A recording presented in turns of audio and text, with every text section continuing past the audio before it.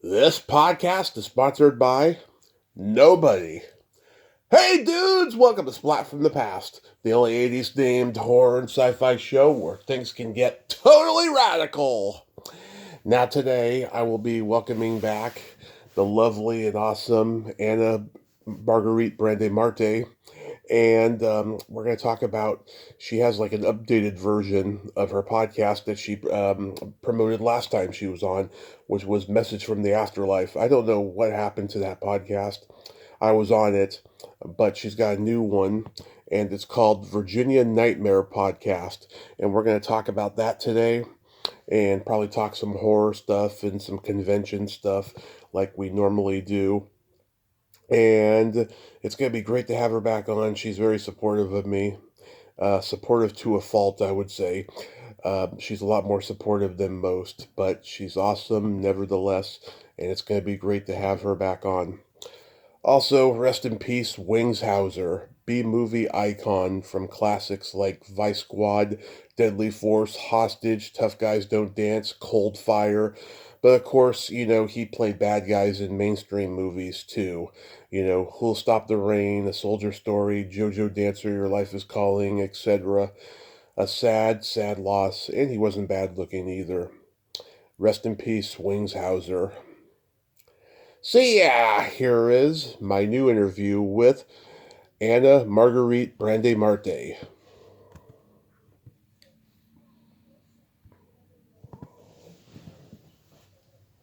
Hey Tommy, how are you? Hey Anna, I'm just perfect. How are you? Actually, I'm in the middle of remodeling my office right now. Oh, really? Yeah. Yeah, that's awesome. What are your plans for that? I'm walking away from the paranormal into I got very into the fashion lifestyle of things, and I'm still into, the horror and everything. That will always be a thing for me, but right now I'm changing my, style of my candles, my broadcast studio, and all that other stuff. Wow. God. So what are you wearing now? What am I wearing now? Yeah. House clothes. Oh, that's awesome. That was it. Yeah. So, So let's get into Virginia Nightmare podcast. But before we do, I'm curious what happened with Message from the Afterlife. So why did you want to get out of that whole demographic? well, one, my Facebook got hacked, Uh and I couldn't get back into my pages.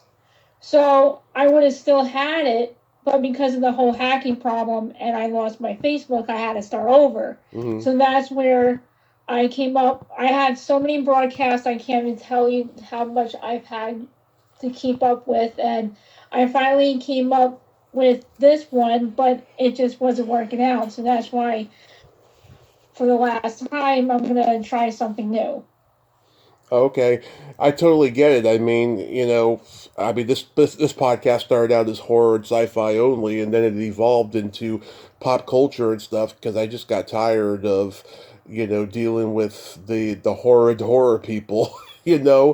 But I Well, still, yeah, go ahead. it's not that it's about the horror people. It's the people in the field that makes it very negative and stand behind your back. It what makes it very hard to get ahead in anything anymore. Yes, especially if you disagree with their beliefs and shit. I mean, that's a big part of Oh, it too, and just I know. the online fandom is getting more and more toxic. Oh yeah, absolutely. It has nothing but brought me bad luck, and it has. I mean, I achieved a lot of things in my life, in the paranormal field that I wanted to achieve, and now I'm getting, now I'm noticing a lot of negative things in the paranormal field. I was like, you know what? Let me walk out of it now before it gets any worse. And sure enough, bad things were coming my way, bad luck. I was like, you know what? I'm done. I'm out. hmm I had enough. So absolutely. it's a shame too. Yeah, it's a real shame too. But people make it out to be more than it is, Oh and yeah. you know, people get their hopes up on it, and then it turns out to be like crap, and then it's like then you don't even want to be bothered with it anymore, and that's how I feel. Yeah, I mean, I don't even share my episodes in horror groups anymore because they're never fucking satisfied. They're like, "Oh, why did you ask about this?" Or, they of course, they gotta fucking say, "Why is it a black screen? Why isn't there a picture there?" And shit. And it's just like I don't want to deal with it anymore, so I stopped sharing them in groups. Yeah, absolutely. And it's a real shame that, you know, when you're trying to go off, trying to make amends with everyone, trying to make peace with everybody and show that you're a better person, it's just not good enough. Yeah, yeah, fuck them. Well, hey, be careful what you say because you don't know who's listening. Again, fuck them. Well, yeah, you know what? You don't want to, you know, show that you're true to your sayings and true to be your real friend that you claim in this paranormal community, then you're not really my friend. So I don't know what to tell you. Yeah. Oh my God. So yeah, I was So, I yeah. I was I enjoyed being on Message from the Afterlife. I noticed the video is gone, which is sad because I think we did a good episode there. But I was looking for episodes of this one and I literally could not find them. So tell me about it. Oh, I can send you some for sure. Okay. I have a lot of them on file. So I try to come up with Virginia Nightmare broadcast. I was trying to create something to where it doesn't. It was had to do a little bit more different than just paranormal. If you had like a nightmare and you wanted to talk about it, and you had paranormal supernatural in that nightmare, and not all people these days really do talk about their nightmares, Mm-hmm. and a lot of times people just don't understand what the dreams can be about, what are they trying to say. And then I wanted to talk about if I see anything or do my traveling for the paranormal in Virginia as well. So it Right. was kind of like a little bit of here and there, and then this came across, so that went right out the window. Yeah. Oh my So, God. Who have you interviewed so far? uh, Who have you interviewed so far on this show? none. That's what I mean. I Oh tried right. to get a friend of mine to do an interview. He got sick, and the guy I had on before, I made a mistake with, and something was just telling me that, like, with all the mistakes and all the you know, haps, and I was like, you know what, something's trying to tell me something, so I don't think I'm going to do this because it was just frustrating me. It was Uh-huh. always a downfall. It was always something, and it's too much competition when it comes to doing a paranormal broadcast. Yeah. There's too many. There's too many. I totally get that. Have you reached out to anybody I've suggested? Like, did you ever reach out to Lar Park Lincoln? I think I've had, and then I ended up moving, and then I don't remember if they actually came back and touched base with me. So there was a lot going on for the last year or so. Well, check them out because I mean, you don't want to miss an opportunity to interview Lar. She is awesome. I love having her on once a year. Oh, that's cool. That's awesome. Yeah, and I'm the only one she'll do that with too. She liked me from the get go. I will tell you. Yeah. Yeah. So yeah, I mean, when you get like haters online, like I mean, how do you handle it? I just don't respond and I block them. Mm-hmm. Simple as that. One, two, three. If you respond to it, then that's your stupidity.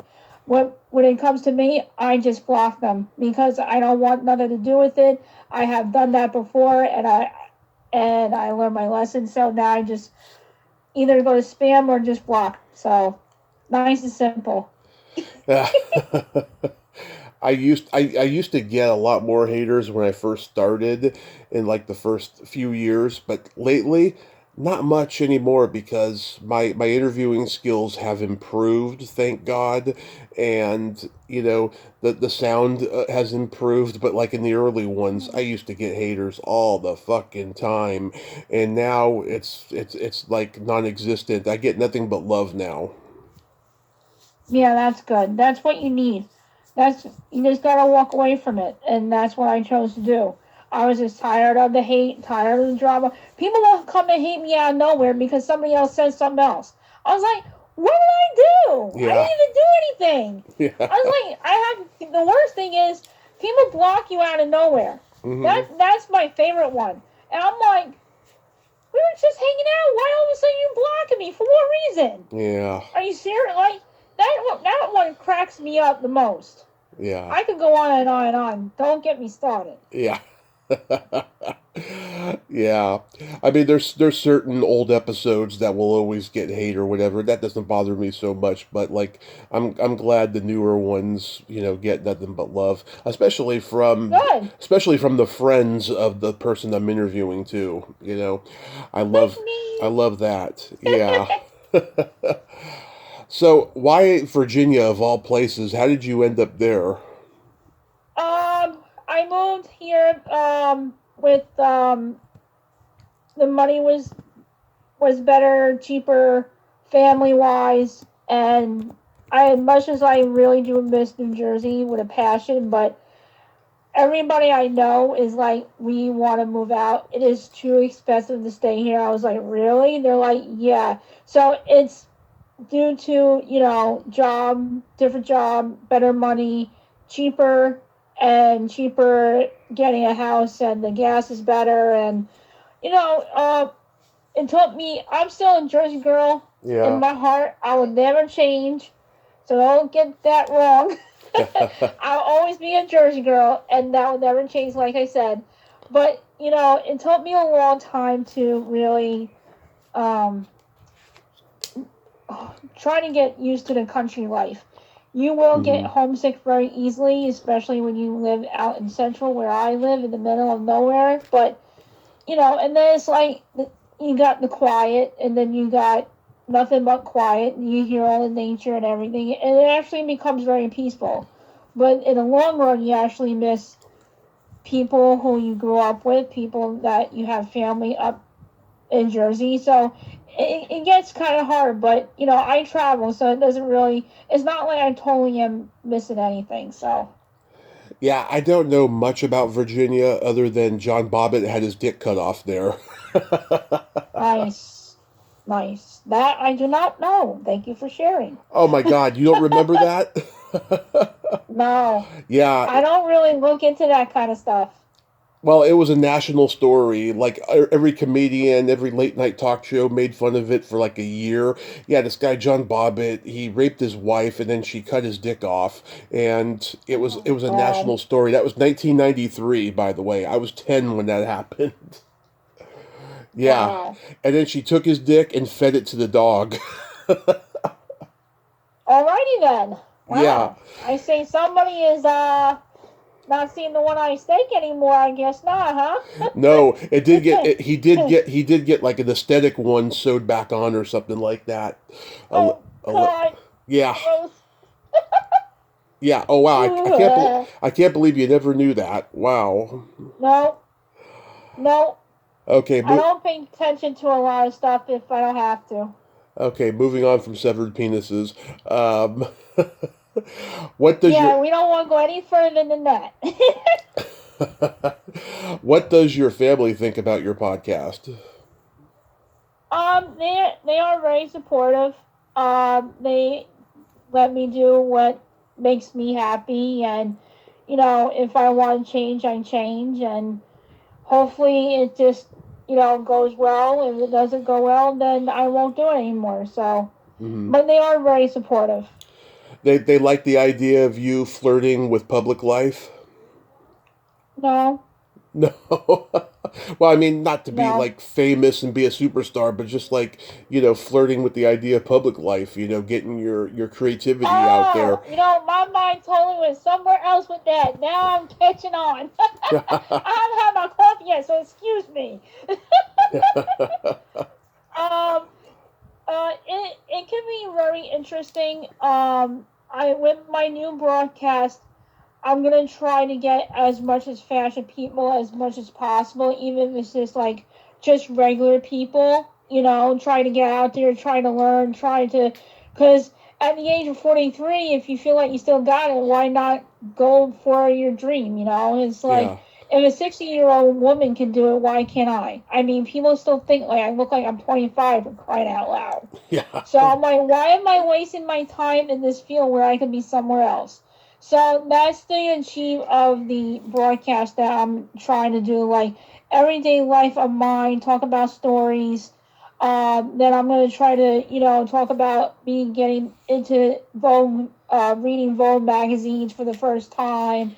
I am in the middle of rewriting my book actually. It was going to be mostly about with me and my spiritual side, but it's Hmm. going to turn out to be a little bit more to a twist, and that's all I'm saying. So I'm gonna add.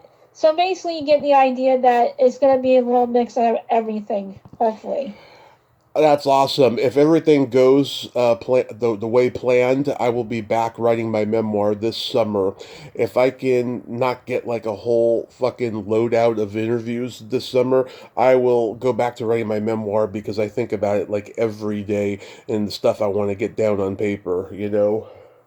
yeah, yeah, definitely, Do you enjoy? yeah. So, Oh, go ahead. huh? Do you No, enjoy you go ahead. do you enjoy writing?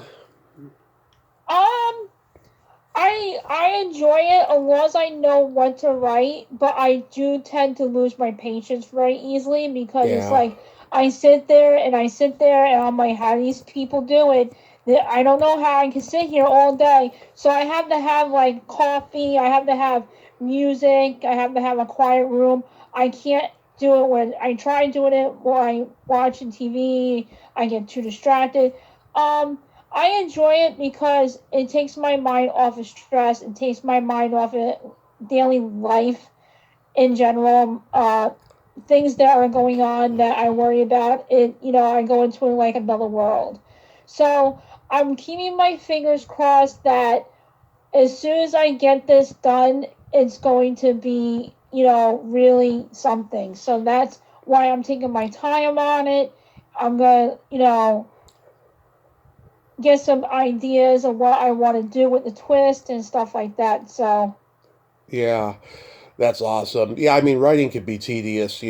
That's why I had to take a break from it, but now I have so much creativity, like I want to get to it. well, yeah, you should write about all the, guests that you have accomplished, Oh, yeah. especially the star ones from over the years. Your life as a broadcaster. Oh, yeah. Well, that's the plan. I want to write about that. I want to write about, growing up, just being a latchkey kid and watching, movies and TV and listening to rock music and stuff. I want to talk about all that stuff in the book.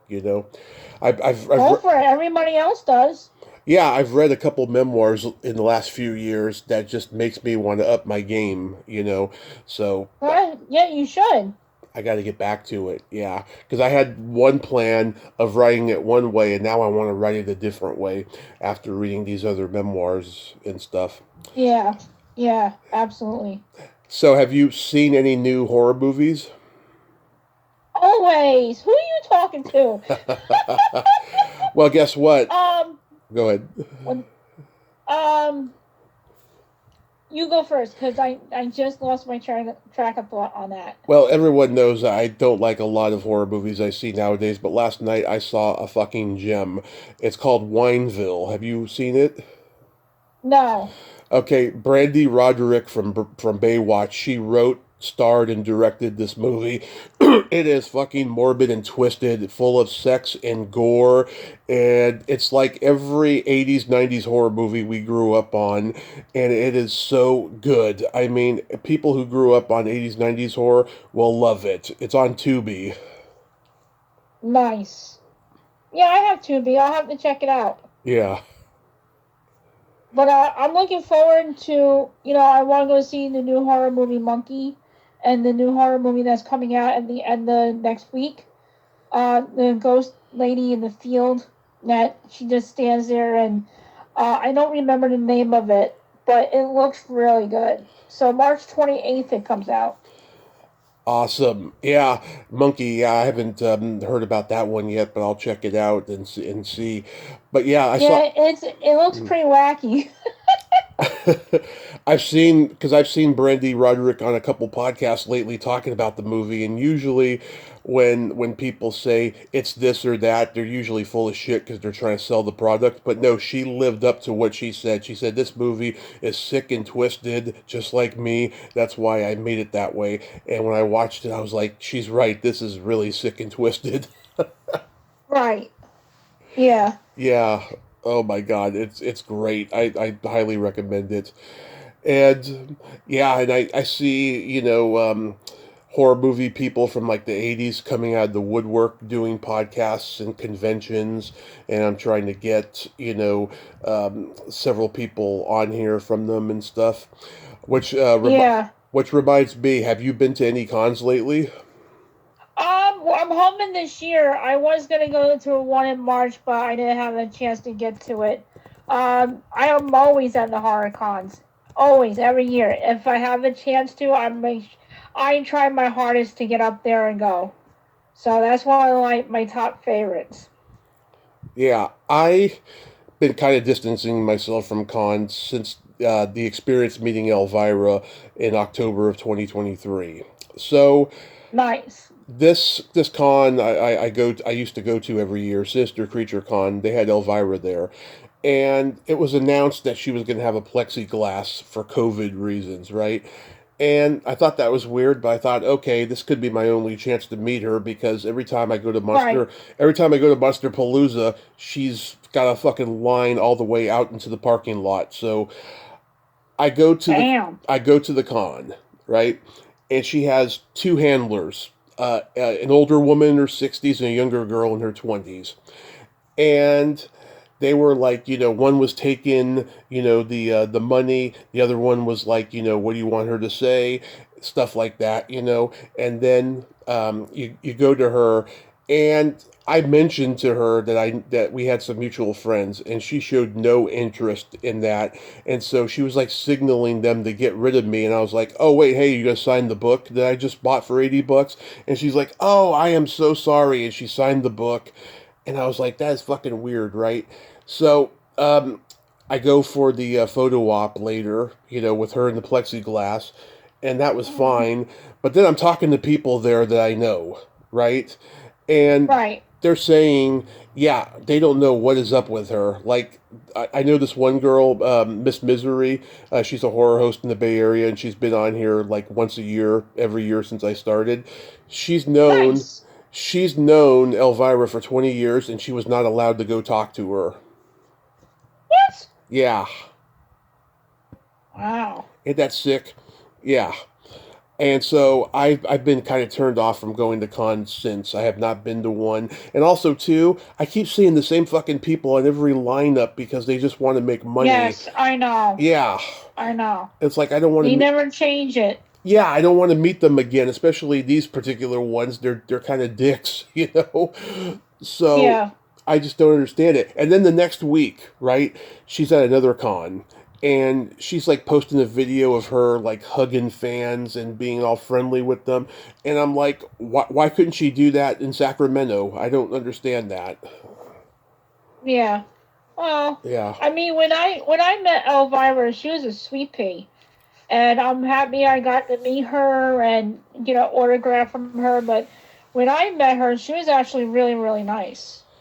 Yeah, I don't know what it was. I mean, let's say for argument's I missed sake, this yeah. the day, or she could have been off that day with something, and it happens. But let's say it's the con's fault, right? I mean, don't you think that she would make like a video to address that or something? I mean, it's not. Yeah, they. Yeah, Yeah, absolutely. I would have. Yeah, I mean, it's not like she's never going to be hired for a con again. She's that legendary, you know. It's just like, why can't you explain to your fans like what happened? Because we think that she hates us. You know, it's weird. That's why I don't listen to that stuff. That's why I don't pay attention to what people say, and I will always, now and forever, have a place in my heart for Elvira. I still to this day watch her movies. They're awesome. I like the work, but the person, not so much. Not so much. Oh, I mean, they have the nerve to charge all this money, you know, to get a photograph, and then the table with the autographs and the pictures. It's a lot of money, and we, the way we're living now, we can't. We're lucky we can afford all that. Yeah. I mean, the least they can do is, be considerate and, be, hey, how, because you're not going to meet these people ever again. So to present yourself, you should really be like, be a little nice, I Yeah. mean, but who knows? Like I said, she could have just been having a bad day, and it affected everything which she had going on. So you don't know. So you just might have caught her at a bad time. There was no plexiglass at that other con that she posted the video of. I sense a conspiracy here. Like, oh, maybe they suggested that she got a plexiglass because in the post-COVID world she's a liability because she's 70 years old. Who knows? But Yeah, that's just how I felt when I I'm had that. sure. Yeah. So, have you been making candles lately? I always make candles. I stopped doing the healing candles only because a lot of people are not into that sort of stuff anymore. I mean, it's very slim to none. Etsy, I don't even want to get into about Etsy. That's a nightmare. Yeah. And because a lot of people are selling candles on Etsy, and you have to compete, and a lot of them are selling dragon's blood, healing candle. I feel like everybody is copying off one another, but in a different style. Mm-hmm. So I was like, I'm done. I'm out of this. I want to do something fresh, something that everybody likes, and something new. So I don't want to say anything yet because I didn't make the new line yet, but it's going to be towards fashion, and that's all I'm going to say. And I think it's going to really take off because it's something that everybody loves, and you don't really see that in the field of fashion. All you really, I mean, you see candles, but you mostly see a lot of clothes. So why give fashion a new twist? Right. And that's what I'm trying to pull off. What got you into making candles in the first place? The which side of my side? I just one day happened to get into it, and I see. The to be honest with you, I don't really know what Mm-hmm. made me want to make candles. Um, I guess one day I just had a taste for it, and I went ahead and started learning how to do it. And after that, it just was nonstop. I was like, "That's it. I'm sold." Have you ever thought about teaching a candle making 101 class online? Well, now that you gave me the idea, once I get myself established, maybe I just might do that. Yeah, I mean, you don't have to charge a high rate or anything, but just like, share your gift with the world. Yeah, that's actually not a bad idea. Maybe I'll have to write that down because I will forget. I have I have some really cool candle makers or candle holders, I should say. This friend of mine, Amanda Hall, she makes these candle holders with like movie characters on them. She sells them at Monster Palooza. I have right now on my desk the creature from the Black Lagoon and the Phantom of the Paradise that she made. Right. They are awesome. They are really awesome. Sometimes when I'm doing a Zoom podcast, I'll like hold them up for people. Oh, nice. Yeah, they're really really good. I wish I could go out there and see her and get more. I mean, they're really really awesome. I suggest anybody who goes to Monster Palooza whenever Amanda's there get those candle holders because they're special. I really like them. Oh, well, I'm glad that's good for her. Yeah. What color are your nails today? Uh, they're pink and gray, pink gray. Love it. I have green right now. Nice. Yeah, it was green for St. Patty's Day. I've been doing like holiday colors each month. Like I had silver and gold for January for New Year's. I had black and pink for Valentine's Day last month. And Mm-hmm. I'll have blue green for Easter. Nice. Yeah, I forgot Easter's was coming. I know, you know what's funny? Last time we talked, it was Easter time, and this year Easter is 420, which means everyone's going to be high this year. Yeah, Yeah. How was your St. Patty's Day? I didn't really do much. There's not much to do out in Virginia, so it was just a regular weekend. You didn't go So like grab a bottle and bring it home or something? no, I don't do stuff like that. Good, I don't either. I've been sober 10 years now. Nice. Yeah. I ate really good corned beef and cabbage. Last year, the corned beef that we got, it tasted like shoe leather. I mean, it was Oh horrible. God. But this year, it was tender and juicy. And I'm on a special diet right now.